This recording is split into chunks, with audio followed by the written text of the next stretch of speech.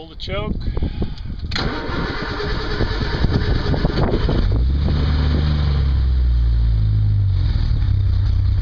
gonna have to hold the choke for maybe 30 seconds or so just to get it to warm up. Oil pressure is at 70 psi. You let go of the choke, it just kind of eases itself back in.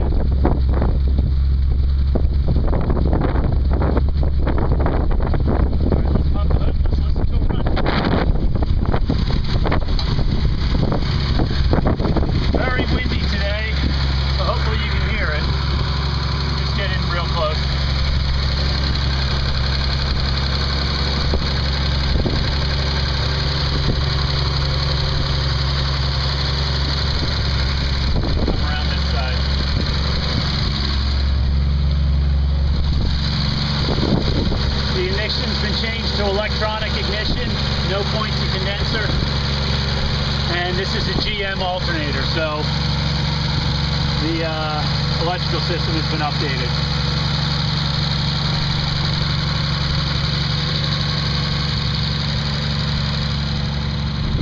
Come back here, we'll look at the exhaust.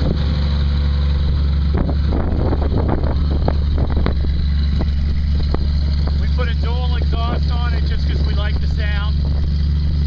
You don't have to have that if you don't want to. You can take that off. It is just a single exhaust pipe coming off of the block, and then it splits into two. This is the master kill switch. If we were to take this out, the engine would stop. This is a safety feature that we installed.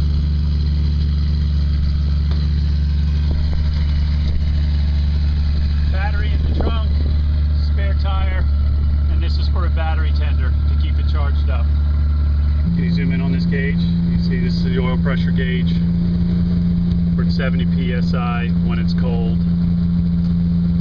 All of the gauges work here. Fuel, tachometer, speedometer, of course. The temperature gauge is just starting to read. As this begins to climb, it'll start to idle a little bit better. So we're going to ease off on the choke, which should bring the idle down to about 1,000. We've been running for about a minute now. Just a couple of other quick things. It definitely has wipers.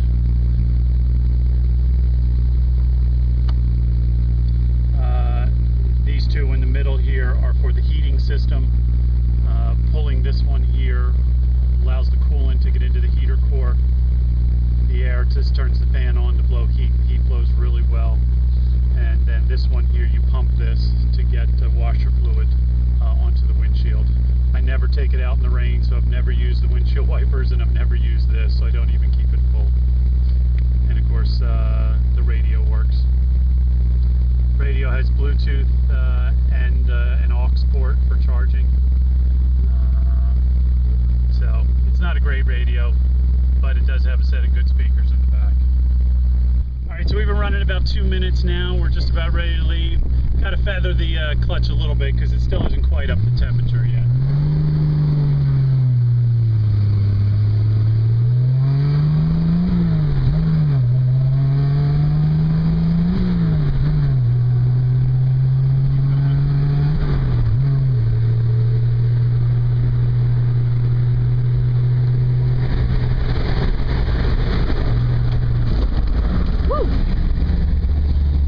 Jam on the brakes there because we got branches down in front of us. Let's go clear the branches.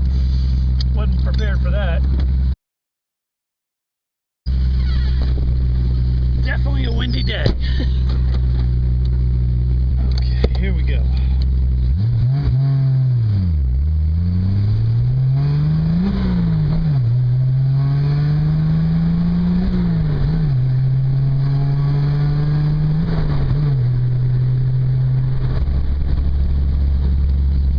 Clutch is nice and smooth. It's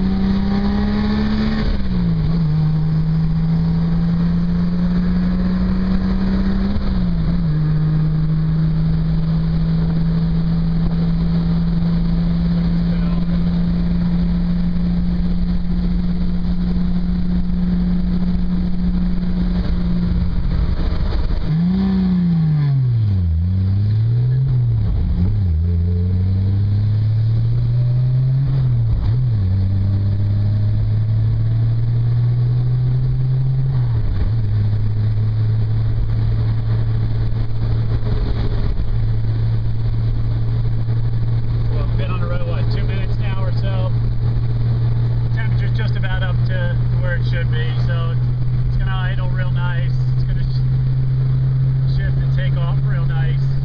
You can lay down about as much rubber as you want to. This engine's just got ridiculous amounts of speed and power.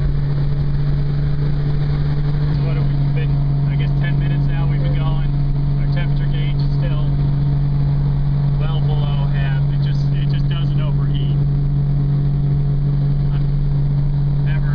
Probably I don't drive it any more than about an hour each time around, but I've never had any issues with it overheating.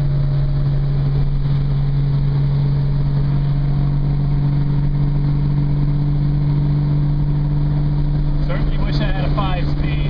5-speed would be great for this, because here we are cruising along 60 miles an hour, and we're about 2,800 RPMs. It'd be great to have a 5th speed, but not an option. And the other button on here is for the headlights.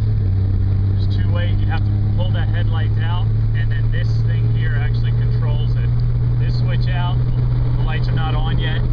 This switch down means the lights are on, and then down again is for the high beams. So all the way up, these are off, and then this turns everything off. The steering rack is really pretty tight.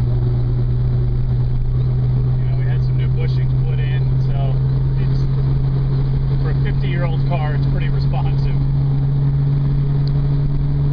It handles pretty good.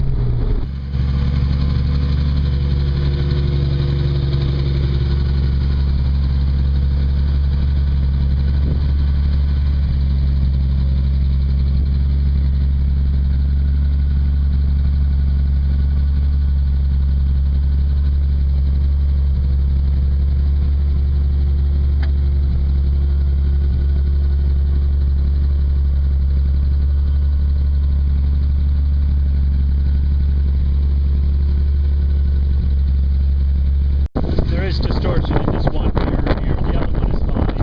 This is the passenger side mirror. If you're looking close at the paint, you can see there is definitely some orange peel. This may or may not show up on camera, but again, we've never really given it a good wet sand or polish. But most of the imperfections in the paint can't be seen because they're so small. They just don't show up on camera.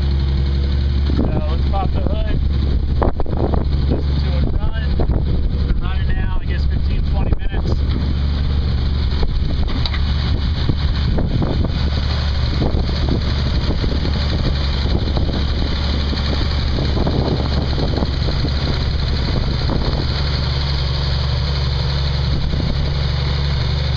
Mentioned there is a small oil leak. It's back here behind where the starter is, where the oil pan is. We get just one little tiny drip. It's impossible to show you, but that's where it's coming from. Zenith carburetors have both been rebuilt. They're in really good shape. Of course, the whole engine's been rebuilt. New master cylinder over here. This is the heater core valve, which has also been replaced. This is a fuel regulator, which regulates the flow of the fuel to the carburetor. Because there's a new fuel pump on the other side, and the new fuel pump is blowing out the flow to the carburetor. These chrome bezels are in okay shape. They're not great, but they're okay. This one has a little ding in that bezel. Most of the other chrome pieces, again, are in okay shape. A little bit of pitting, but nothing dramatic. Again, chrome isn't perfect on this, but for a weekend driver car, it's pretty good. And then these hinges